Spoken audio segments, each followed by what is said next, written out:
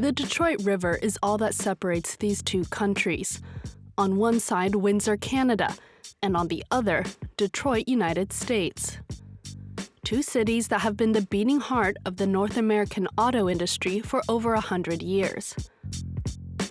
But since Donald Trump imposed tariffs on Canada, there's been a fallout between the two neighbors. Canadian Joe Schneier crosses the border every Thursday to play volleyball with an American team in Detroit.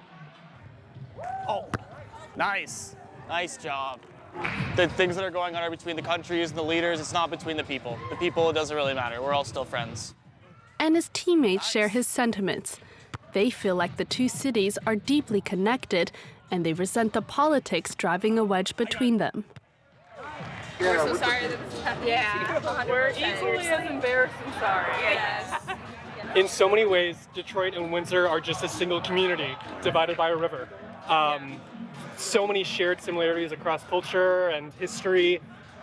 To me, Canadians are just like Americans, and Americans are just like Canadians.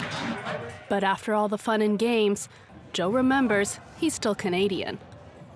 So before the tariffs went into place, I used to go up with the team and have a beer after the game.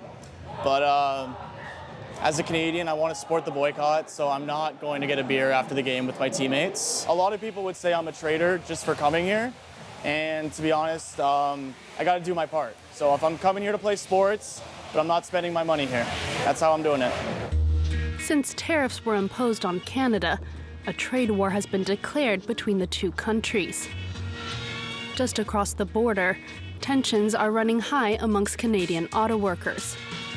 Father and son Dennis and Blaise de Soligny have worked at the Stellantis factory, formerly Chrysler, for over 3 generations. So next week we come back to work. Hopefully it's for a permanent thing. The company was shut down for 2 weeks due to the 25% tariffs imposed by Donald Trump on vehicles and auto parts.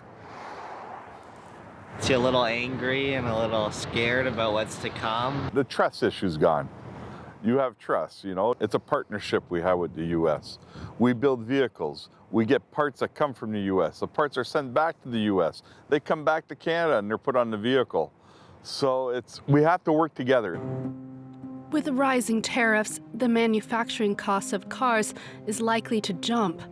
144,000 jobs could be impacted. For Dennis and Blaise, this could mean the end of the auto industry in their region. Our mortars come from Indiana. I have 31 years there. I'm at the end of my career.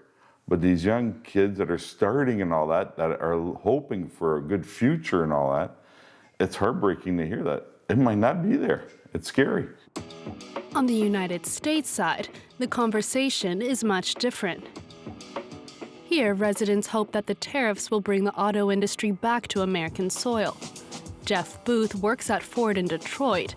He's also a 3rd-generation auto worker. And this is actually where he got the idea to build the assembly line. And this was the very first plant right here on the left.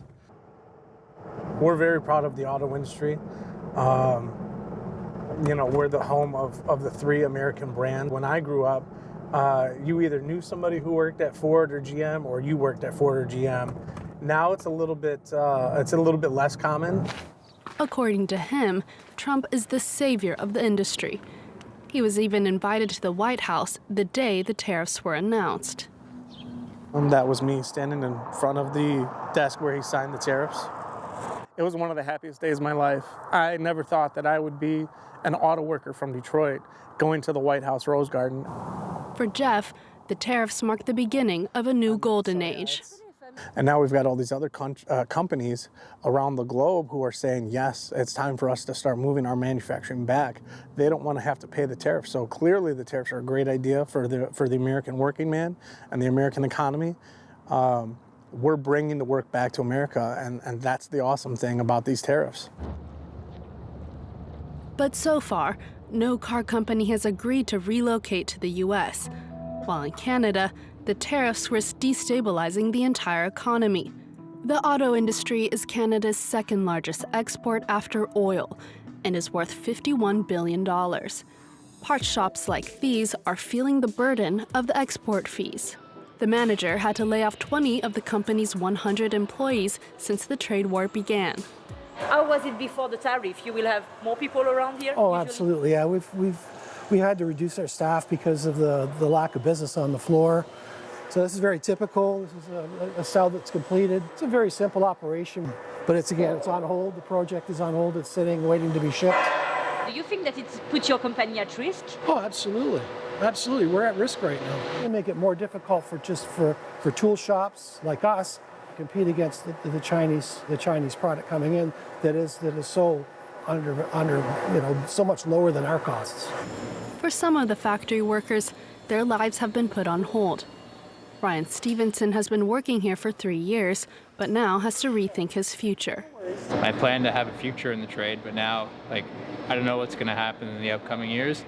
The tariffs really kind of made me think of what I actually want to do now. But, yeah, it's just a scary situation. How will the new Canadian Prime Minister influence the ties between the two countries?